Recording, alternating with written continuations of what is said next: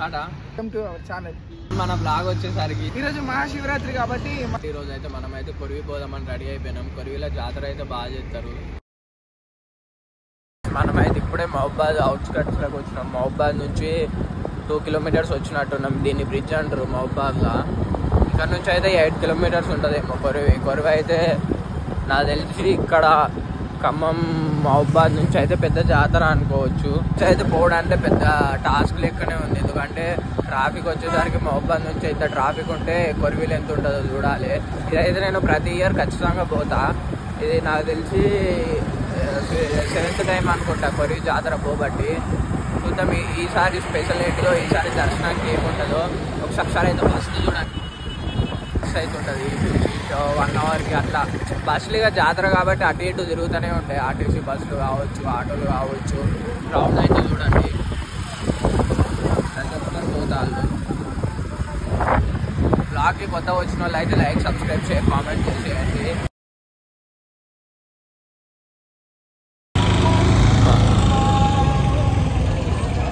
Bike అయితే మనది ఇట్లా పార్క్ చేసినాం. ఇదైతే పార్కింగ్ ప్లేస్, అందరూ పార్కింగ్ చేసి ఇక్కడ. ఇంకా ఇప్పుడే స్టార్ట్ అయింది నైట్.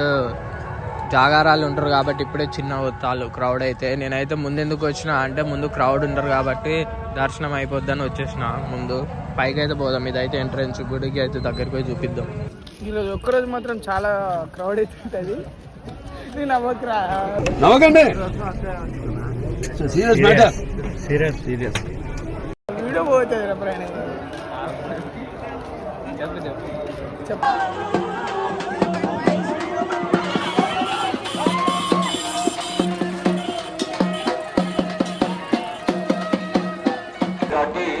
అందరికీ ప్రత్యేక ధన్యవాదాలు. అమ్మ మీ పేరు, మీరు ఎక్కడి నుంచి వచ్చారు?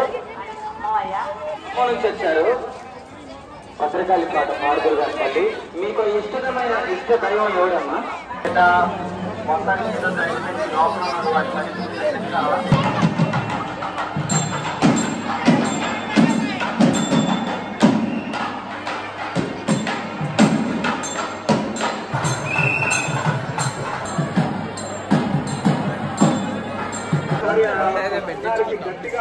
ఈడ స్టార్ట్ అయింది లైన్. వెనక్కి చూడండి.